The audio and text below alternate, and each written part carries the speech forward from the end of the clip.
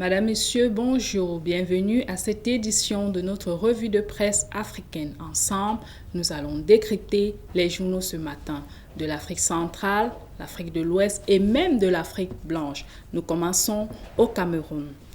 Le journal L'économie titre sur le financement de la Banque islamique de développement pour desservir 60 villages. L'eau, c'est la vie. À lire plus de détails dans ce journal. Toujours au Cameroun, le journal Le Jour titre sur la non-participation du MRC aux élections législatives et municipales de 2020. Le Cameroun Tribune de ce matin nous interpelle à plus de vigilance et d'anticipation en cette période d'élection et de fête de fin d'année. Plus de détails à lire en pages 4 et 100 de ce journal. Au Gabon, le quotidien parle du renforcement de la coopération militaire plus que jamais nécessaire entre le Mali et le Burkina Faso.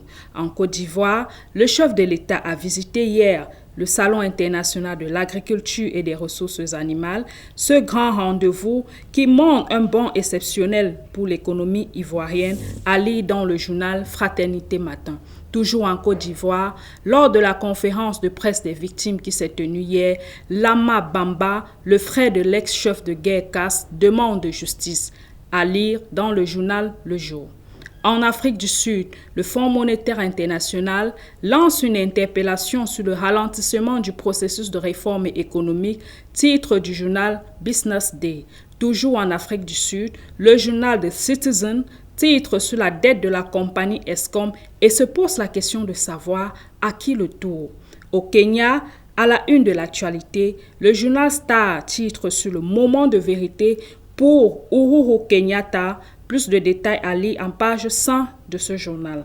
Dans le journal Punch au Nigeria, c'est la bataille aux frontières entre le Niger et le Bénin.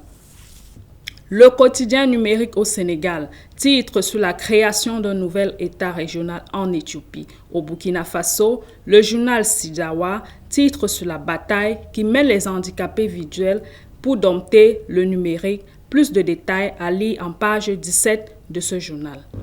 Mesdames, Messieurs, merci de nous avoir suivis et rendez-vous dans nos kiosques afin de faire vivre la presse africaine.